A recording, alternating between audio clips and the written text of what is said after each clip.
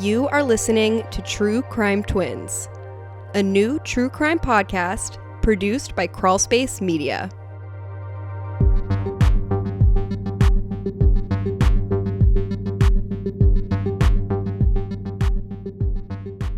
True Crime Twins is presented by Crawlspace Media and powered by Pulse Cellular, America's fastest growing national wireless carrier. They have you covered with nationwide unlimited talk, text, and data plans in all 50 states and the Caribbean regions of the U.S., including Puerto Rico, Vieques, Culebra, and the U.S. Virgin Islands.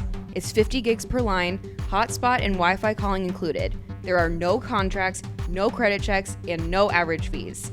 The plans include talk, text, and 5 gigs of LTE data when traveling to Mexico or Canada. And all of that with the best and latest phones. Do you already have a phone that works for you, but your plan sucks? Switching to Pulse is now simple and easy. Our offer to our listeners is single line and family plans available, and by using promo code CRAWLSPACE, you will receive 10% off of your monthly bill. Go to pulsecellular.com and use promo code CRAWLSPACE to get your 10% off today. Don't overpay on your cell phone, you guys. Keep in touch with True Crime Twins on social media. You can find us on Instagram at True Crime Twins Podcast, on Twitter at True Crime Twins, and you can also email us with any questions or comments at truecrimetwinspodcast@gmail.com. Don't forget to rate and subscribe.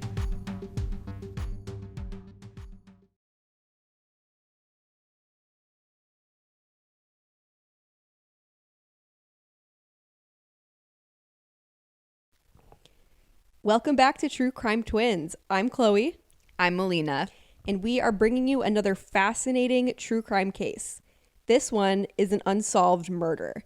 It's technically unsolved because someone was tried and convicted for this case, but the conviction was overturned, and that overturned conviction was upheld by the Supreme Court, and this man is now free. So technically speaking, this is an unsolved case.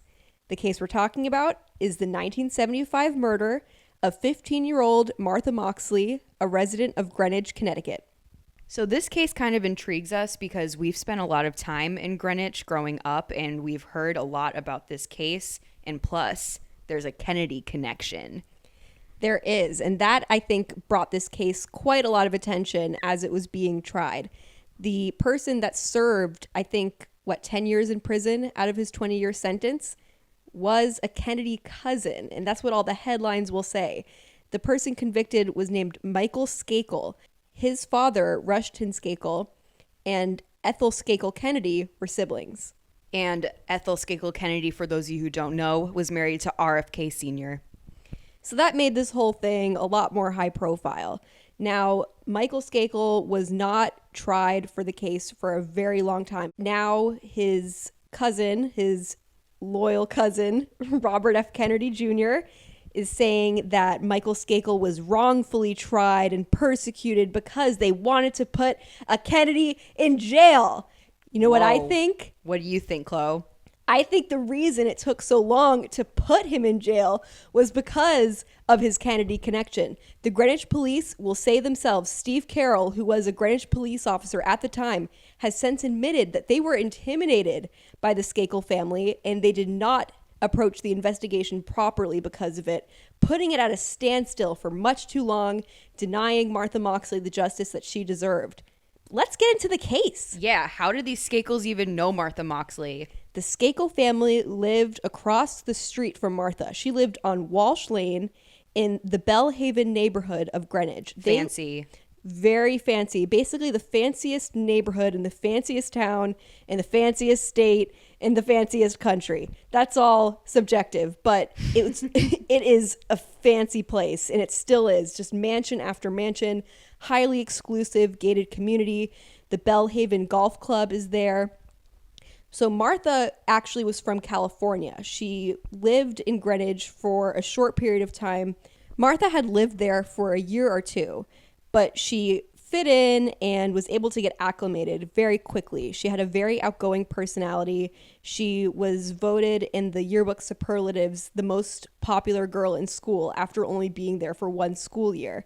She was a beautiful girl, blonde hair, stylish. Her mother said that she had a very girly figure. She was just very well liked and highly regarded and social. She liked to go out and be social with friends. She was in trouble with her mother at the time for missing her curfew. So what was going on the night she was last alive? So it was October 30th, 1975. Kids celebrate the night before Halloween because it's known as Mischief Night. They go around the neighborhood, play harmless, for the most part, harmless pranks. Like egging people's houses or something? Shaving cream, stuff like that.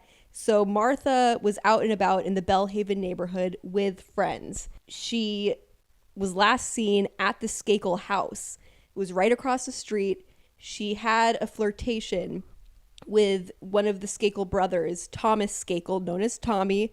He was 17, and they had a little flirtation. She also was rumored to have a flirtation with 15-year-old Michael, who was a little bit less popular, had his own issues. Both brothers were known to be quite temperamental, rowdy, to have substance abuse issues. They were both attending the private Brunswick school. Very wealthy and influential family. I don't think it would be disagreed with to say that they were quite spoiled. Yes, spoiled. And Tommy was kind of known, like you said, as the more popular one. And Michael was considered sort of the small, sad kid of the family who was really affected by his mother's death. Martha had a diary, and she would describe her interactions with the Skakel brothers. And she had actually described an instance where Tommy tried to sort of feel up her leg, and she pushed his hand away, but he kept putting it back. She had talked about another occasion where Michael was kind of causing a scene and yelling at people to the point where she and her friends felt uncomfortable and left. She described Michael as an asshole. In these accounts in her diary, the Skakel brothers were frequently intoxicated. So that's where she was last seen. What time was that at? Her last appearance? Yeah, when she was at the Skakel house with Tommy. So she was there for a little while, but she was last seen by the pool with Tommy Skakel around 9:30 p.m. She had gone to the Skakel house with two of her friends, and they actually felt very uncomfortable because she and Tommy started horsing around, sort of Canoodling, pushing each other, making out, falling together behind bushes, and they felt, quote, embarrassed, and they left. So how did this come to this horrific, tragic beginning? Well, Martha was reported missing pretty quickly. Her mother had fallen asleep painting by her window, and Martha had missed her curfew, which was, I believe, at 9:30. Her older brother had come home, and Martha's mother had enlisted him to go out searching for Martha. She called the police. Nothing was really coming to fruition. The next morning, Dorothy Moxley, Martha's mother, was surrounded by friends, supporters, loved ones as they tried to figure out what might have happened to Martha. Because she was already in trouble for missing her curfew, people weren't immediately too concerned. Maybe she had stayed out too late and was afraid to face the consequences. Unfortunately, early that next afternoon, a young girl who was friends with Martha, who was walking across a shared property line in the backyard, was sort of, looking for Martha, yelling out Martha's name, and she spotted something under a tree. What was that, Melina? It unfortunately was the dead body of Martha Moxley underneath the tree behind her own house. She was face down, covered in blood, and her pants were pulled down. The police that first responded thought that she had red hair because of the amount of blood that surrounded her head wound. They found pieces of a golf club, a Tony Penna 6-iron golf club. That was actually the murder weapon.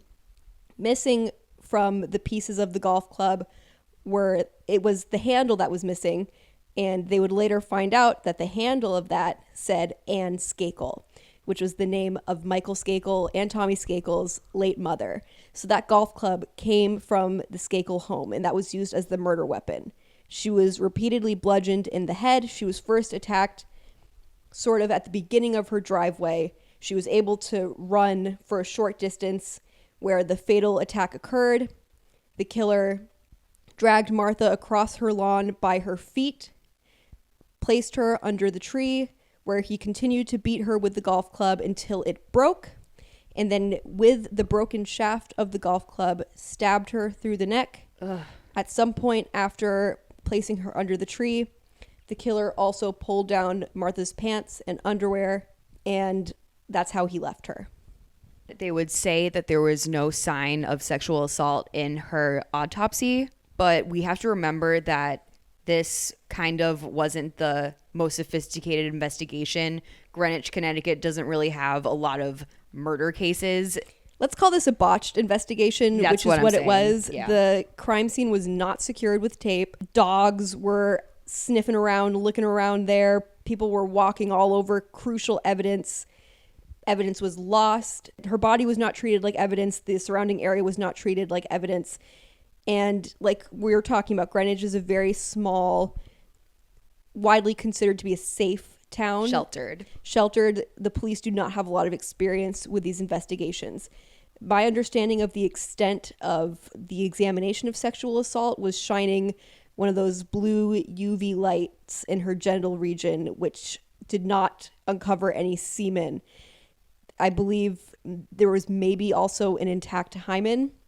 However, that's very old school science. It's now widely understood that people can still have an intact hymen and still have had some sort of sexual intercourse. The hymen does not break every time. That's just not science. So are we saying that we think she was raped? I don't know for sure. Like we said, no evidence was uncovered that she was. I don't think a thorough enough investigation was done to rule it out. And even if it had been, I think it's difficult to rule it out. This was before the days of rape kits, and I think it's possible that the person just pulled down her pants to humiliate her. Maybe they intended to rape her and they couldn't perform. Maybe they did rape her.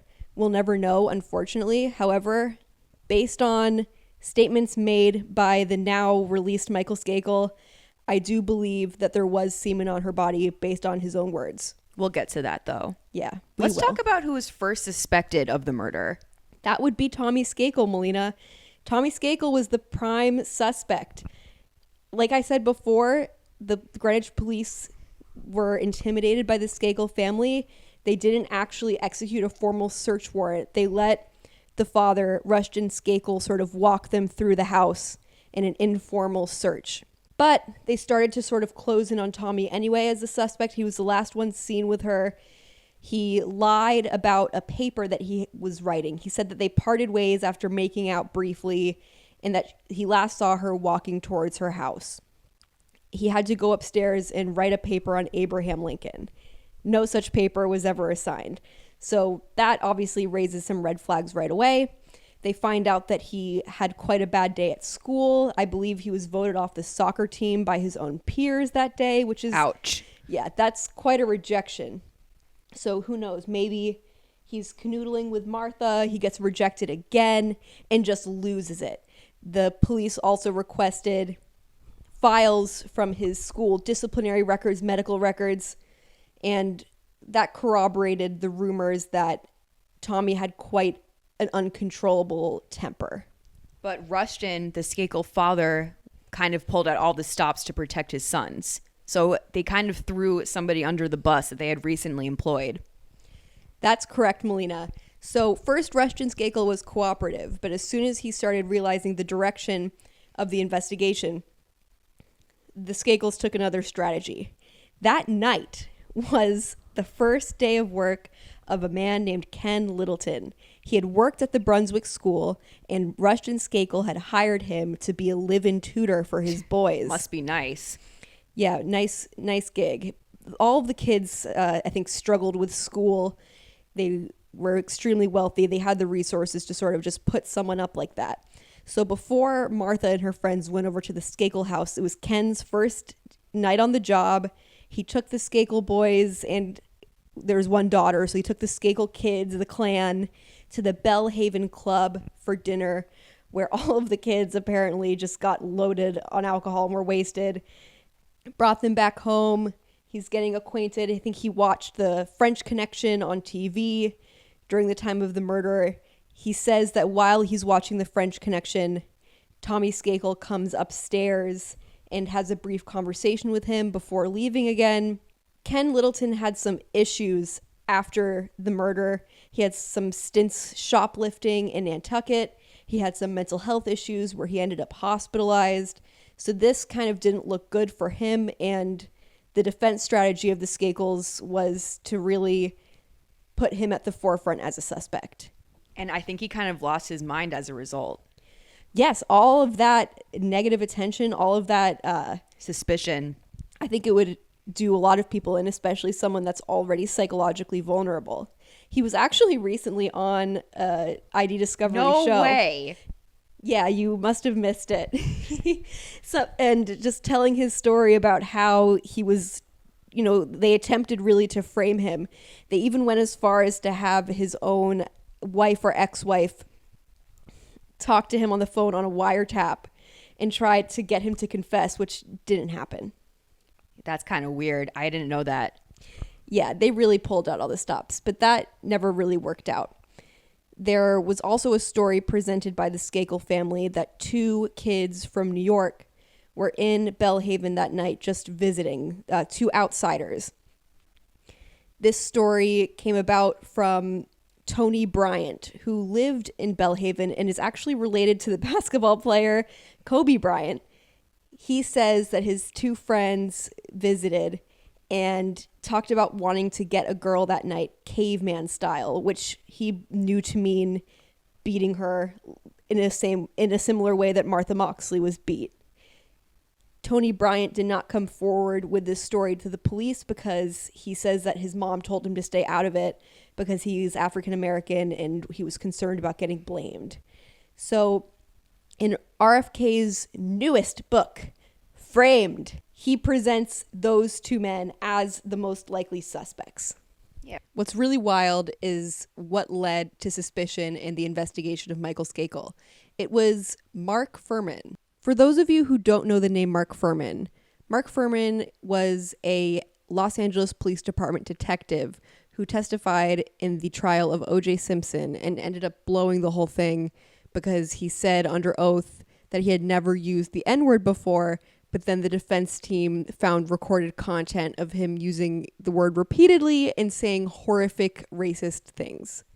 Mark Fuhrman took it upon himself to actually travel to Greenwich and do his own investigation. And in his book, he basically identified Michael Skakel as the killer. And he had a lot of reason to believe this. And I want to be clear, he didn't come to this conclusion on his own. He spoke to a lot of people that had done a lot of work on this case, but it was his final analysis, his notoriety, and his book that really brought this back to the forefront. Not long after Mark Fuhrman's book was published, a grand jury was convened, and they came back with an indictment against Michael Skakel on 1 charge of first-degree murder. Though he was 15 at the time of the crime, Skakel was charged as an adult. Why don't we talk about the evidence against Michael Skakel? When Michael was 18, he got a DUI, and his father sent him to sort of like a reform school to avoid any kind of jail time called Elon School. And there were witnesses there that said that he confessed to this murder and said, quote, "I'm going to get away with murder. I'm a Kennedy." He ran his mouth. There were multiple witnesses at Elon that ended up stating that he, one way or the other, confessed. The defense, led by Mickey Sherman, did what they could to discredit these witnesses. But that's kind of how this whole thing started. Elon was known, it's been since closed, it was known to be a very unethical, abusive treatment facility. Michael was described at some points to be forced to wear a sign that says, "Ask me why I killed my friend Martha Moxley," while people threw stuff at him and tormented him. Michael escaped from the place multiple times. There was another instance where he was sort of tormenting a limo driver. I don't know if it was a limo, but his driver. and even pulled a knife out and then made him stop at a bridge and said that he was going to jump because he had done something very bad. There were a lot of things that he said that made people suspicious. He, according to a criminal profile done by the Sutton Associates, which was actually hired by Rushton Skakel to try to exonerate his children, but they ended up zeroing in on Michael as a suspect. This was never released, but Mark Fuhrman got his hands on it and ran wild with it. The Sutton report was done by a criminal profiling group called the Academy Group, and they determined that based on the crime scene characteristics, Michael's behavior, and Michael's own words, that he was the likely perpetrator. There is no forensic evidence that matches Michael Skakel to the crime. The fact that no forensic evidence was really found to connect anyone to the crime is likely because of the improper investigation and the resources that were available as far as forensic collection back in 1975. So I want to talk about Michael Skakel's own words that have incriminated him. Michael Skakel wanted to write a book in his later adult years called Dead Man Talking. This was supposed to be a tell-all book exposing all of the Kennedy family secrets from a Kennedy cousin. Which pissed the Kennedys off to no end, but his cuz RFK has obviously since forgiven him. There was a chapter, I mean, this book was never published, but the prosecution was able to get their hands on the ghostwriter of Dead Man Talking's recordings of Michael Skakel kind of talking out each chapter. One of the chapters was about the Martha Moxley murder. The story that he told his ghostwriter was vastly different than the one that he had told investigators. In this story, he said that that night he had, as he had told investigators, had gone to his cousin's house in northern Greenwich, which is known as backcountry Greenwich, which is about 20 minutes away. He had come back and was drunk, high, restless, and he decided that he was going to get a kiss from Martha Moxley. He goes out into the night. The Sutton Associates actually profiled Martha's killer as someone that's very comfortable being out in darkness. And Michael was a window peeper. So Michael ventures off into the darkness. He tells his ghostwriter, he climbs a tree outside of Martha's window, yells, "Martha, Martha!"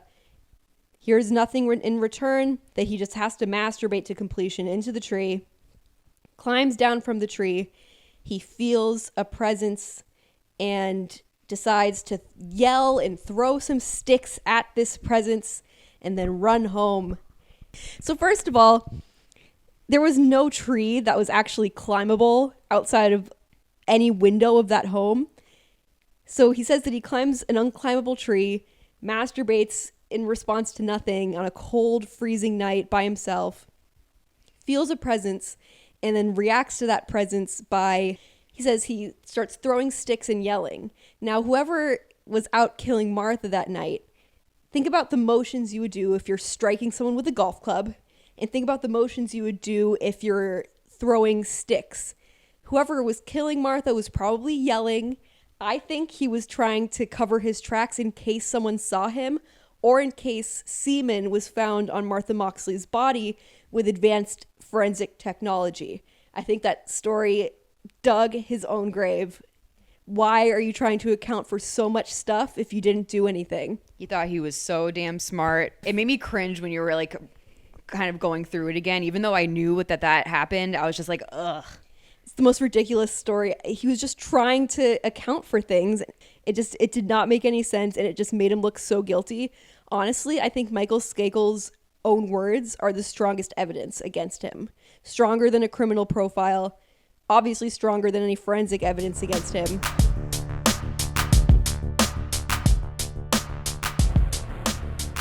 Green Chef is a USDA certified organic company that delivers deliciousness right to your door. With a variety of meal plans, including paleo, vegan, vegetarian, pescatarian, gluten-free, and omnivore, Green Chef makes cooking easy. The recipes include pre-made, measured sauces, dressings, and spices, so you can get more flavor in less time. Delicious, seasonally sourced ingredients are neatly packaged in a box right to your door with step-by-step directions with photos so you can make nutritious meals in under an hour. Green Chef also allows for flexibility if you decide to try a new meal plan. There is truly something for everyone. My meal plan was the vegetarian plan, and my favorite meal was the Mediterranean veggie bowl. The recipe involved feta-stuffed white bean pan-seared patties over rainbow quinoa and a kale salad with cucumbers and tomatoes. It also came with a lemon herb vinaigrette. I'm one of those people, and I don't know if this is actually a type of person, but I am a person that really enjoys something fried with a salad. I often will order a salad with French fries at a restaurant, and I love if there's goat cheese fritters or something. These white bean patties stuffed with feta, pan-seared until they're golden brown, was delicious to have on top of a salad, and I was thrilled with my meal. Everyone at work was jealous. For a total of 75% off, that's $25 off each of your first 3 boxes, go to greenchef.us/truecrimetwins75. Again, that is greenchef.us/truecrimetwins75 for a total of 75% off, which is $25 off your first 3 boxes. 9 meals total.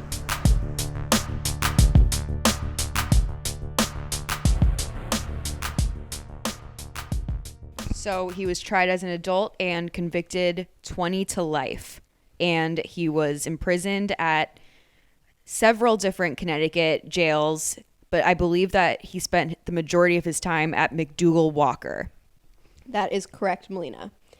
So in 2012, Skakel and his attorneys argued for a sentence reduction, claiming that he should have been tried in juvenile court, but he had lost that bid. He was denied parole at his first parole hearing in 2012. On November 21st, 2013, he was released on bond for $1.2 million cash. He had some conditions. He was to be monitored with a GPS device, have no contact with the Moxley family, and stay in Connecticut. However, he has not stayed in Connecticut. He got permission to move to Westchester County, New York. The book, written by Robert F. Kennedy, was released in 2016.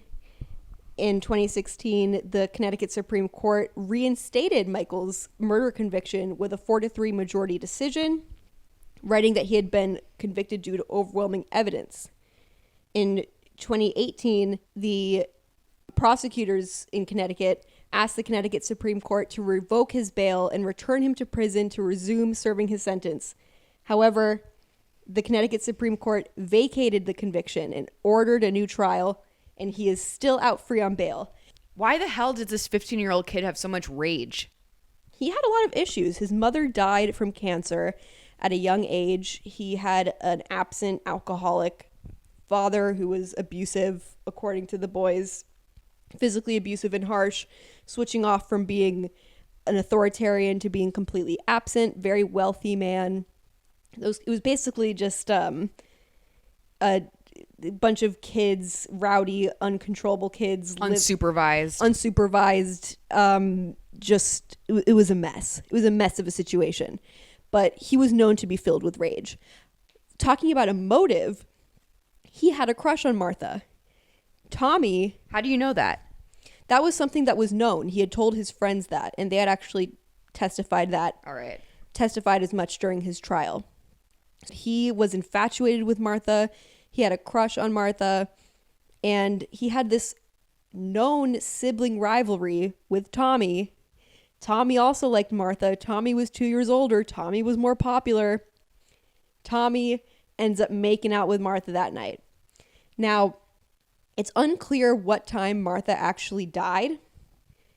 There was some theories based on her stomach contents about what time she might have died. There were some theories about what time dogs started barking and going crazy in the neighborhood, but no one really knows for sure. The time range is in between 9:30 and 1:30 the next morning. Michael believes he is completely alibied because of that trip that he and a couple of the other brothers took to the country house in backcountry Greenwich, 20 minutes away. The evidence does not rule out Martha being killed after he got back. The only thing that really suggests that she was killed around 9:30 were the dogs barking. I think that we're forgetting a very viable suspect here. Tommy. Why aren't we talking about Tommy? Tommy could have done it, but Tommy's not the one putting himself at the scene. You know, Tommy, it's possible. I just don't think there's really any evidence against Tommy. I think Tommy knows something. Sure, that's possible. Has he talked? To who? Anybody at all since this? Well, not really. He originally told investigators, like I said before, that he and Martha just made out for a little while outside. They parted ways. He went upstairs to write a paper on Abraham Lincoln. The Sutton investigators confronted him with the fact, you know, times are changing. There's DNA evidence out there. You need to come clean. I'm pretty sure they even said Henry Lee, who is a very well-known forensic scientist. They said that he was getting on the case to sort of freak him out. And it was true. Henry Lee was coming on the case. Tommy started crying and said that he lied. He said that he actually spent another 20 minutes with Martha, and they actually engaged in mutual masturbation to orgasm. And this was all outside. And then after that, they parted ways. And he lied about it because he didn't want to get in trouble, or he didn't want to Get her in trouble. I don't know. He didn't want to get himself involved in it more than anything else. I mean, I understand a 17-year-old not wanting to tell a bunch of adults that you were performing sexual acts. I understand that. I don't think that is like any kind of smoking gun here. But I do think it's interesting that he did lie. He was last seen with her, though. So? Where's Michael? There's no eyewitness of Michael with her. That's not true. There is the possibility that Michael Skakel was seen after the car going to the cousin's house left. So this car is leaving. Julie Skakel, Michael's older sister, and her friend Andrea Shakespeare were standing in the driveway as the car with the brothers and cousins drove away. Andrea remembers a dark figure dart past them and disappear into the bushes, and recalls Julie Skakel yelling after that figure, "Michael, come back here." Jeez. So one could surmise that Michael could see what was going on. Other people could see it. Martha's own friends were so embarrassed by the sight of it that they left. Michael sees it, is so pissed off that his stupid brother, who always gets whatever he wants, got the girl that he wanted. He is filled with rage, jumps out of the car, peeps on them in the night, as he was known to do, little window peeper. RFK tried to make it cute in his book by saying that there was some older woman in the neighborhood that liked to get nude on purpose in front of the windows. Tell us how you really feel about RFK Jr., Chloe. I really didn't have an opinion on this man until I read the book. And I just thought it was so ridiculous. He had something nasty to say about every single person in this case, except for Michael, who's really the only person that was doing despicable things. Going out, spying on people, being a voyeur, and window peeping is disgusting. And trying to make it cute is unreal. As I was saying, I think Michael was peeping on Tommy and Martha, getting more and more pissed. She leaves. He grabs a golf club, goes after her, taking all of his rage out on her.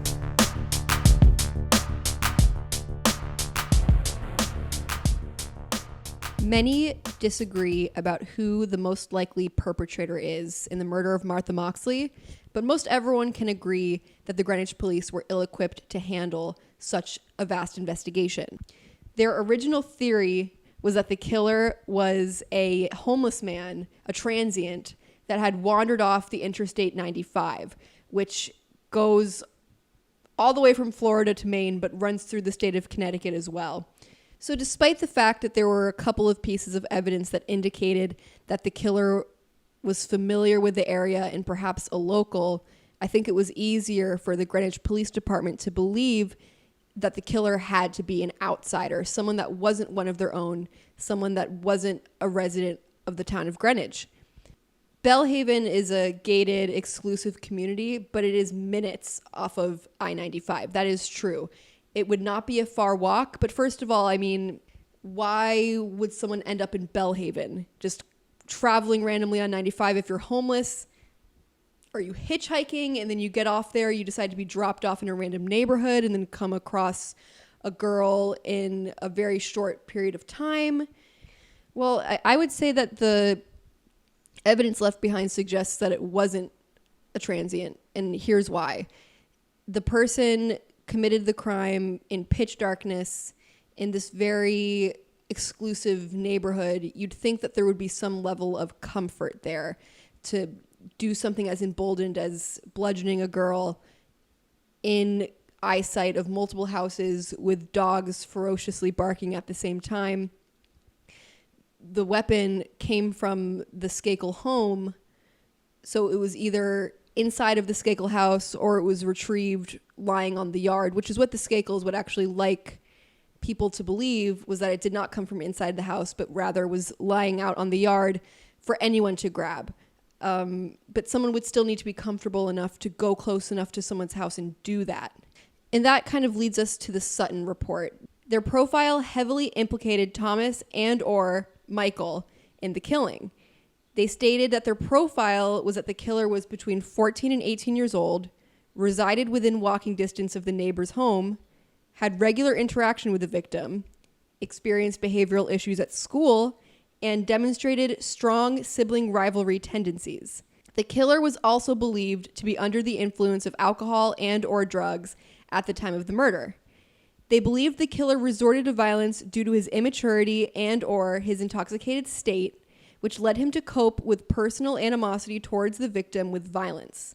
His choice of weapon, a golf club, was not one normally associated with violence, so its use indicated impulsivity, a lack of experience, and or immaturity on the part of the killer.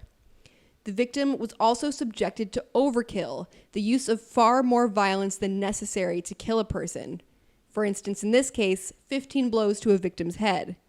This indicates anger and rage personally directed towards that victim. The disposal site on the edge of the victim's property would not have been selected by someone unfamiliar with the area given its considerable distance from the original attack site, which was the victim's driveway, and the darkness of the night. According to the Academy Group, the killer had to have been familiar with the location of the tree under which the victim was disposed. The profile continued with speculated offender characteristics, including that the killer had never killed before, was sexually inexperienced, and had sexual fantasies regarding the victim. They also said he was comfortable being out at night in the cover of darkness, they called it nocturnal tendencies, and committed voyeuristic acts in the immediate neighborhood. The associates determined that Michael had a crush on Martha and had a sibling rivalry with his brother Thomas. The two would fight over her. He was established to have been heavily intoxicated on the night of the crime and to have substance abuse issues. He admitted to window peeping in the neighborhood and had severe behavioral issues at home and at school. He lived directly across the street from Martha and was very familiar with the area. He did not have a criminal record. He was immature, impulsive, and inexperienced. Michael fit the profile. What this profile also really indicates is that this really wasn't a transient, because even though they're really pointing towards Michael, even if they weren't pointing towards Michael, everything else points, one, towards being a local and familiar with the area, and two, being familiar with the victim herself. What was very compelling about this report was the guise of confidentiality that the Skakel family had. Rushton Skakel would have never publicly said these incriminating things about Michael. He truly put everything on his sleeve in hopes that it would help, which makes me think that he really didn't think his son was responsible, but he never thought this would get out. So what we're seeing, the tone that we're getting from these interviews released in the Sutton report, which is all available online now, is the truth. It's not the veil, it's not the spin that the Skakels are trying to put out, and they never intended for this to get out. The investigators had signed confidentiality agreements, but there was an intern or some lower level employee that was never subjected to such confidentiality forms who felt compelled to give that report to Dominic Dunn, who then passed it along to Mark Fuhrman, which led him to naming Michael Skakel as the killer. Melina and I are both from the psychological field. We're both very interested in criminal profiles as an investigative technique in an unsolved case.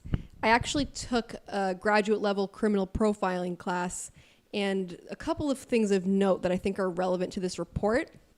I had learned that when analyzing a criminal profile, they really should not use age or sex without conclusive physical evidence, and there was no physical evidence that was recovered in Martha's case. Like I said, in the Academy Group report, the profiler speculated on both age, 14 to 18 years old, and sex of the killer. Professionals in the criminology field will tell you that age estimates are often subjective based on the profiler's personal experiences and opinions about what conduct can be expected from certain age groups, and thus they're unreliable. Sex estimates are also subjective, and sometimes personal biases can prevent an investigator from believing that women are capable of carrying out violent fantasies and committing violent crimes.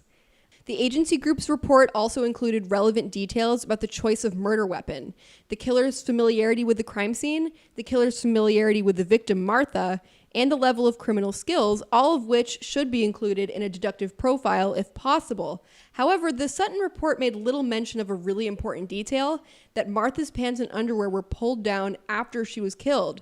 Many relevant hypotheses could have been made in light of this detail, including the killer pulled down Martha's pants and underwear to humiliate her due to rage and personal animosity towards her. The killer pulled down Martha's pants and underwear with the intention to sexually assault her, which may or may not have been completed. The killer pulled down Martha's pants and underwear to expose her buttocks for the purpose of masturbating, which may or may not have been completed. Those are all possibilities that were not explored in this report, which is interesting. This detail could also potentially be the basis of their beliefs of the maturity level and sexual tendencies of the killer, but they did not extrapolate on that.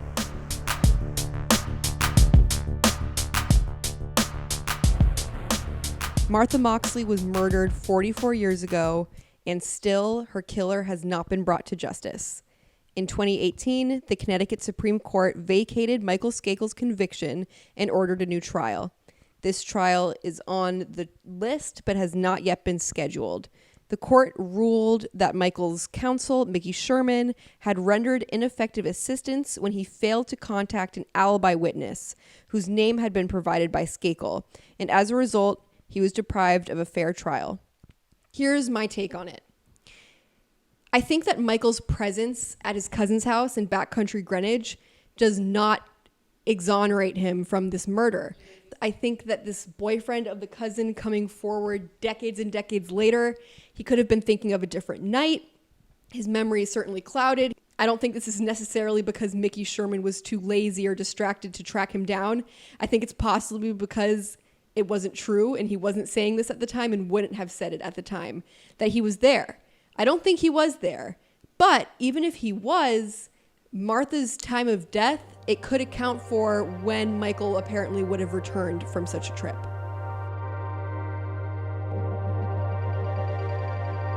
Our thoughts are with Martha Moxley's family. They've had to live every day for 44 years without their loved one, and they also now have to live with the fact that there's no closure to their daughter's case, to their sister's case, and that Martha's killer has not been brought to justice. True Crime Twins is written and hosted by Chloe and Melina Canter. It is produced by Crawlspace Media. Our music was composed by the captain, host of True Crime Garage. Special thanks to Tim Polari, Lancerine Stirna, and to all of our listeners. Keep in touch with True Crime Twins on social media.